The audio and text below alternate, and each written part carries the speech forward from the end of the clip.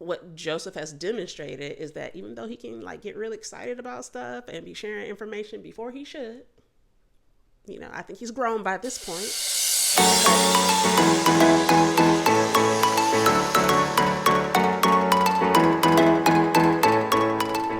Hey guys, and welcome back to another True Thoughts Thursdays, where I'm taking you through my random thoughts on this here faith journey. So today we are continuing with Genesis 40. And I did decide to only do 40 because I really want to dig into 41 separately. It's significantly longer. So in chapter 40, we are with Joseph in the prison. And while he's there, Pharaoh's chief cupbearer and chief baker are sent to prison. So one day, Joseph sees them. He's like, why y'all look so sad? Like, what's wrong with y'all? And they tell him, like, okay, so look, we had these dreams. And he was like, all right, well, our interpretations of dreams not for God? Like, so tell me. So the cupbearer, his was, saw a branch with 3 vines, grapes. He squeezed grapes into Pharaoh's cup, handed the cup to Pharaoh. Boom. Chief baker, he had 3 baskets, baked goods on his head. Birds start eating the baked goods up out of there.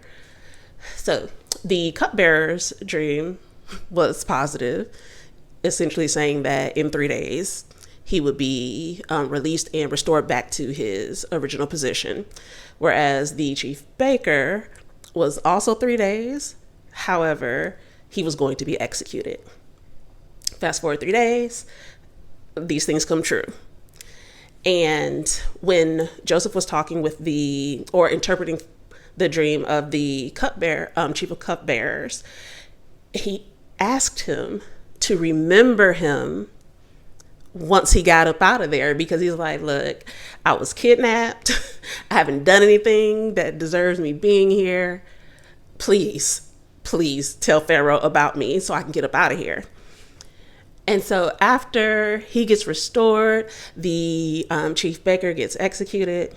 The chief cupbearer forgets about Joseph.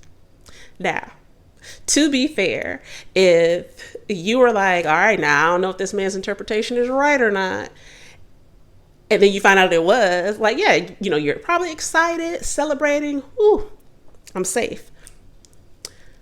But he forgot him. It wasn't he didn't speak highly of him. It was just a smooth, he didn't say nothing. So from this quick chapter, there were 2 things in particular that stood out to me. And the first is dealing with how the cupbearer forgot about him. Sometimes your good works will go unnoticed, unappreciated, unrecognized. But that doesn't mean you stop doing the good works. So Joseph was already in a tight spot. He already didn't want to be there, but that did not stop him from sharing the gift that he had of being able to interpret dreams. Now, unfortunately, it did go unrecognized. However, the fact that even while he was in the midst of it, that he still made sure to, be like, hey, no, but the God I serve can tell you exactly what that means, so let me know. That says to me that even in those dark times, he did not allow that to change who he was and his character. And he didn't allow it to change his gifts, which is my second point, is sharing your gifts or staying in character during dark times can be very difficult. And for a lot of people, those dark times can cause them to either, shelter and hide, the gifts, the talents, the information, the knowledge that they have, or it can cause them to become calloused.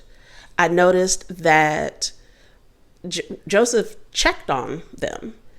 So when he saw them that morning, he said, "Hey, well, why are you sad? Like, why are your faces sad? Like, what's going on?" He could have easily just went about the day, seen them like, that's crazy, and never even heard what the dreams were. But that's not what he did. He stayed in character. He stayed with his same level of integrity, and he checked on them. And I honestly, just from what I've been learning about him so far, I don't think that really had anything to do with the position. Because, there are people who will get into, positions, and so they check on people, but they're not really checking. They're just doing their job. They don't really care. However, what Joseph has demonstrated is that even though he can get really excited about stuff and be sharing information before he should, I think he's grown by this point, but he maintained his integrity. He was already someone who had that kindness in him, who had that love and fear of God in him. And even in this moment, he didn't let that change. So, thought that was cool. All right, so next week, I know this was a short one. Next week, we will be going on to Joseph finally getting out of prison and looking at where that goes. All right, see you guys next time. Bye.